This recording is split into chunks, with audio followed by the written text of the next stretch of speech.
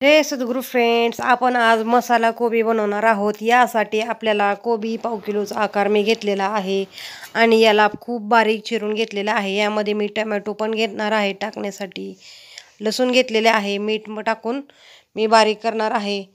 आणि यामध्ये आपल्याला वाटाणे वगैरे असतील तर टाकू शकता किंवा बटाटे। आणि मग हा कोबी मी धुण्यासाठी पाणी टाकलेलं आहे। एका ठिकाणी गॅसवर गरम करण्यासाठी ठेवलेले आहे, त्यामध्ये मी तेल ओतून घेतलेलं आहे।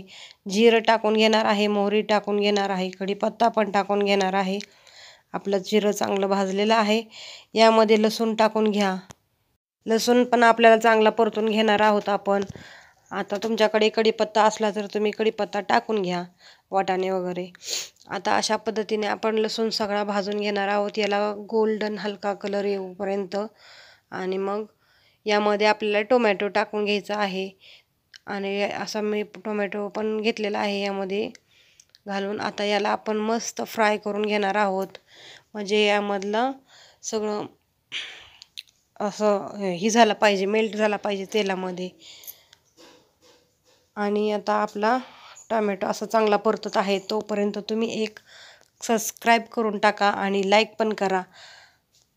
तुम्हाला माझी रेसिपी आवडली असेल तर कमेंटमध्ये पण सांगा। आणि अशा पद्धतीने आपला टोमॅटो पण परतून झालेला आहे। यामध्ये आपल्याला गरम मसाला टाकून घ्यायचा आहे। आता हा मी घरीच बनवलेला गरम मसाला आहे, मी टाकून घेतलेला आहे।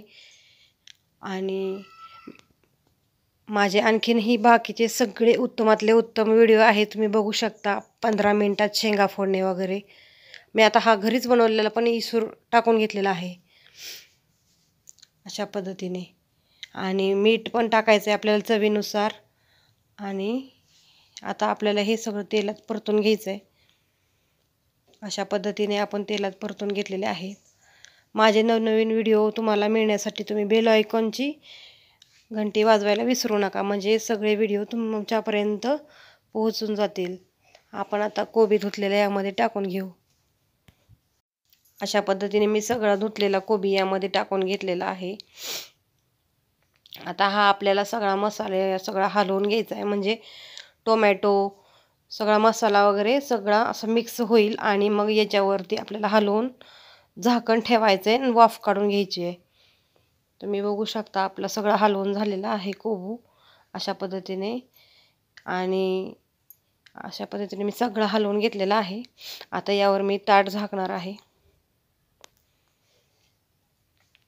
आणि माझे वाफ निघालेली आहे, शिजलेलं आहे। मी यामध्ये शेंगदाण्याचे कूट घालून अशा पद्धतीने हलवून घेतलेलं आहे आणि थोडंसं गरम होऊ दिलेले आहे। आणि अशा पद्धतीने माझी भाजी झालेली आहे, तुम्ही बघू शकता। तुम्हाला आवडल्यास लाईक करा।